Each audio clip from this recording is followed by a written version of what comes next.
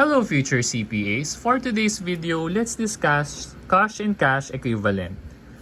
So cash is basically money, which is the standard medium of payment in business transactions. So pwede nating hatiin sa tatlo yung cash and cash equivalent. So let's start muna tayo with cash. So pwede nating hatiin sa tatlo yung cash. So we have cash on hand. So yung cash on hand, pwede siyang bills and coins. Yan yung usual na pera na alam natin, makikita mo sa wallet mo, makikita mo sa cash register, and meron din naman tayong checks. So basically, yan yung checks na galing sa customers natin in payment for the services or goods that we have provided them. Next naman natin is meron tayong cash in bank. Cash in bank is basically our cash deposited in our bank account. And lastly, we have cash fund. So tinawag siya na fund kasi it is set aside for specific purposes. Like for example, pwede siyang payment for non-current obligation. Pwede rin naman siyang payment for current obligation. So if a fund is set aside for payment of non-current obligation, then we cannot consider it as cash. Pero if the fund is set aside for payment of current obligations or payment of initially non-current obligation pero or already currently maturing obligation, then that's the time that we will consider cash fund as cash. Next naman natin is cash equivalent. So cash equivalent, ito yung tinatawag na short-term, highly liquid investment. So investment siya, pero dahil highly liquid siya and readily convertible siya into cash and insignificant yung risk of changes in value, then para na rin siyang cash, kaya tinawag siya na cash equivalent. Insignificant risk of change in value dahil ang maturity value niya is 3 months. So kapag within 3 months lang yung maturity value, then we can consider it as a cash equivalent. Pero kung ang maturity period niya is beyond 3 months, then we cannot consider it as a cash equivalent. Yung tinutukoy natin na 3 months is from the date of acquisition to the date of maturity.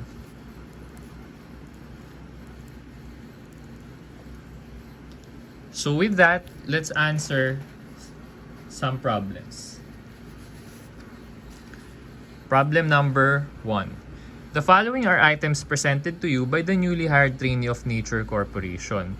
So number 1, yung cash on hand, again, yan yung alam natin na cash. So 150,000, that's included in our cash.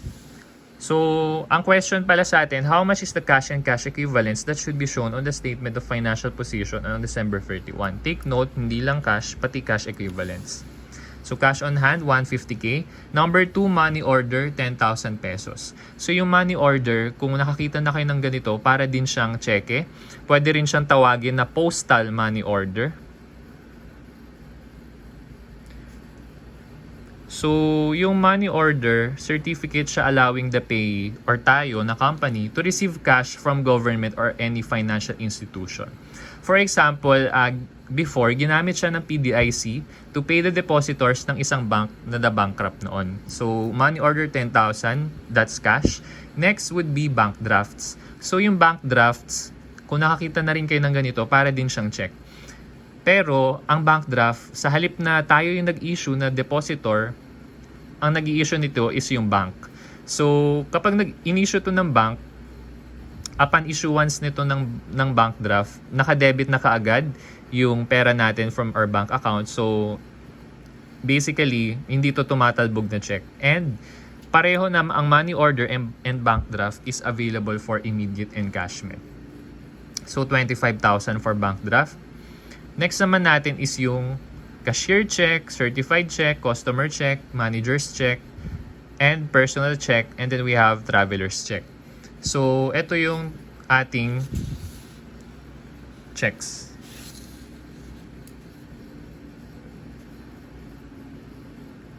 So, yung cashier's checks, parang similar lang din siya sa bank draft. So, cashier's check is used on large purchases.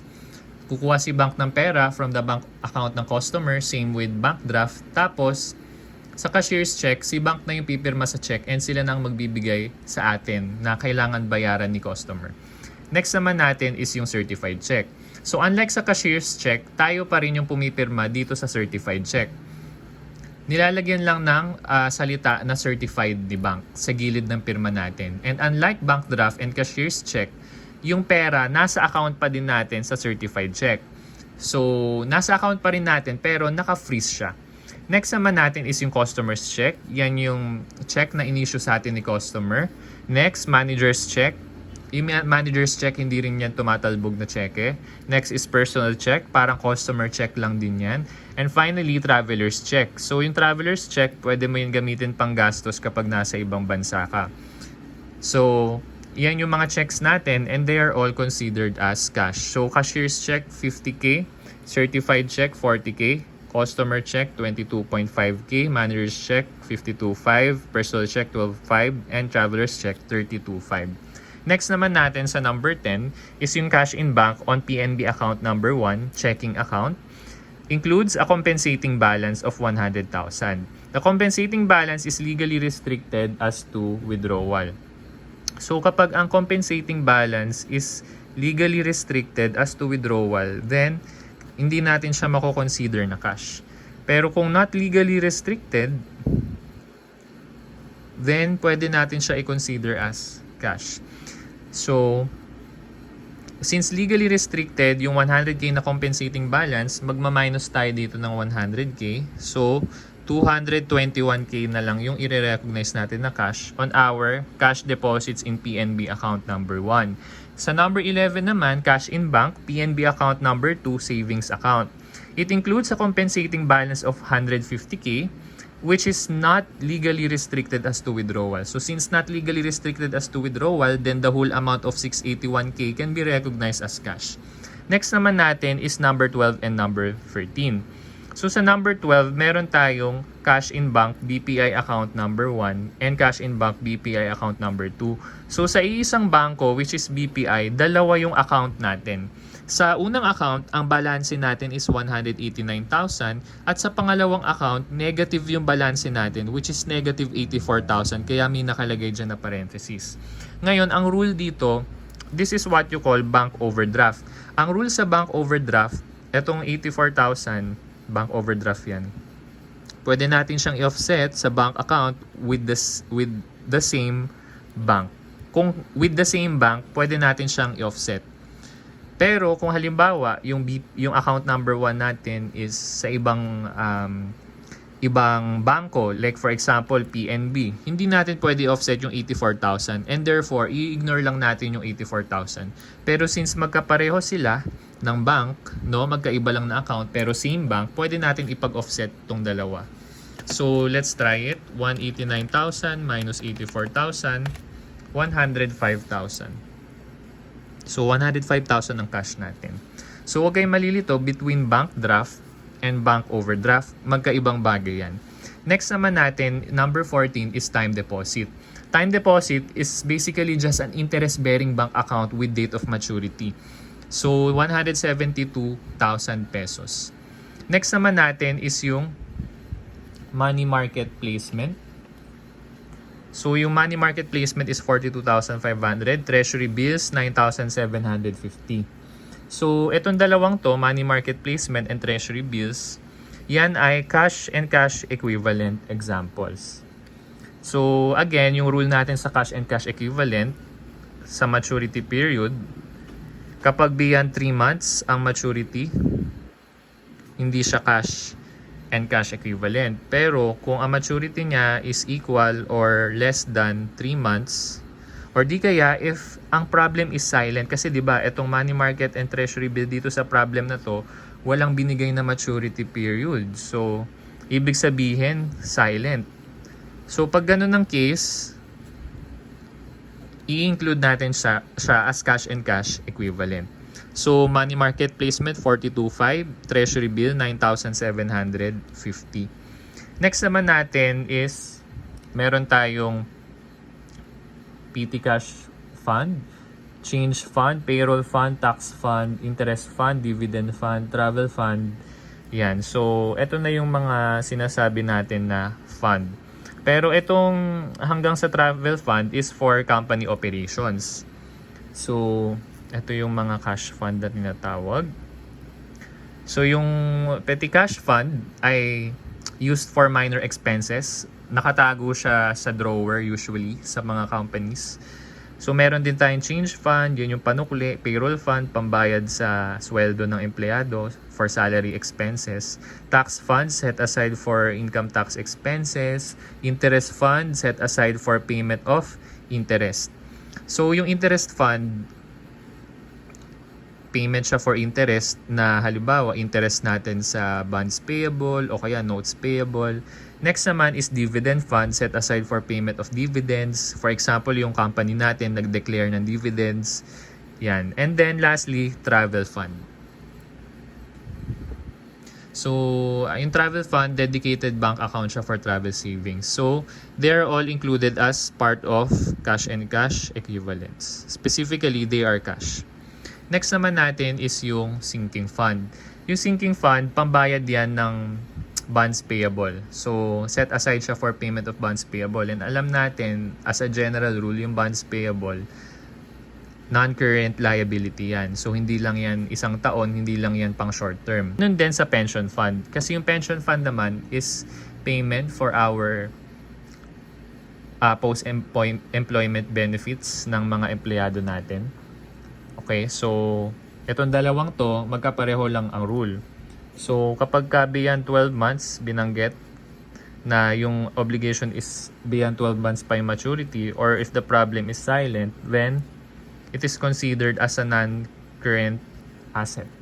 Pero kapag ka ang maturity niya is already within 12 months, then we can consider it as cash. For now, hindi siya considered as cash kasi silent yung problem natin. Next is non-current asset acquisition fund. So yung non-current asset acquisition fund naman is set aside for payment of non-current assets. So kung set aside siya for payment of non-current asset, then i-consider natin to as a non-current asset din. So dapat parallel lang. And lastly, itong mga to, usual distractions to na sinasama sa problem pero hindi naman to cash. Yung employee IOU, basically, it's a receivable. Receivable natin yan sa employees. Yung postage stamp, supply yan. Yung credit memo from supplier, overpayment yan sa supplier natin, and that is considered as a contra purchase account. So, hindi siya cash. And lastly, yung cash surrender value, that's an investment. So, basically, hindi natin sila isasama sa cash natin. Yung postage stamp, huwag kayong malilito between postage stamp and postal money order. So, magkatunog sila, postal, postage. Pero pag sinabi postage stamp, hindi yan cash kasi supply yan. So, let's try to add how much is our cash and cash equivalents. So, let's compute 150,000 plus 10,000 plus 25 plus 50 plus 40 plus 22.5 plus 52.5 plus 12.5 plus 32.5 plus 221 plus 681 plus 105 plus 172 plus 42.5 plus 9.75 plus 7.5 plus 2.3 plus 209 plus 121 plus 98 plus 12.5 plus 72. So, our cash and cash equivalent is 2,148,550. So, that's letter B. Ay, nabura. So, 2,148,550. Now, let's proceed to problem number 2. Pero bago yan, again, ito yung mga checks natin. Bale, dito sa problem 1, kung mapapansin nyo, pinagtabi-tabi ko na yung magkakauri para pwede nyo siyang balikan. Yan lang lahat ng cash items na possible na ma-encounter ninyo sa mga exams or review books nyo.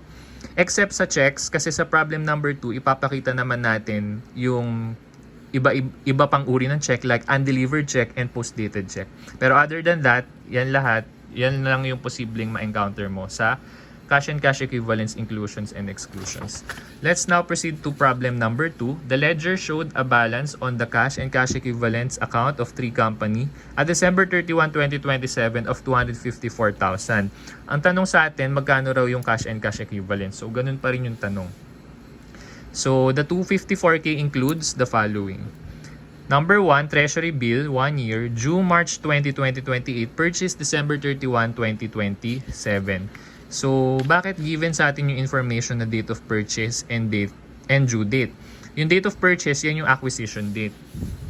Ito yon. Kaya given yan kasi kailangan bilangin natin kung 3 months ba yan hanggang sa due date or the date of maturity. So, December 31, 2027, up to March 20, 2028. So, January, February, and then 20 days of March. So, less than 3 months siya.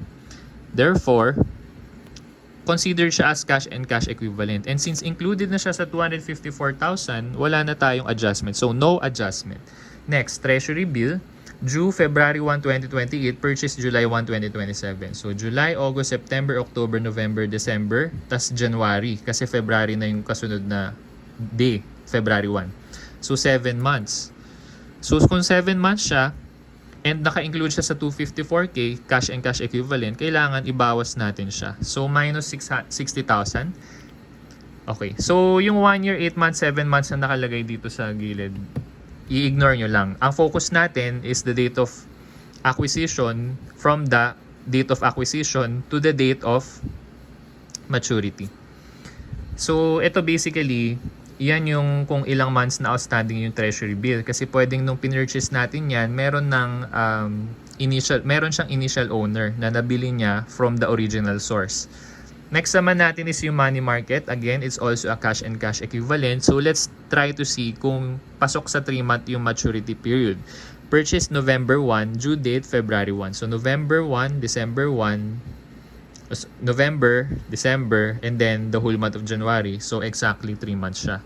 So, since 3 months siya, exactly, wala tayong magiging adjustment kung naka-include na siya sa 254,000.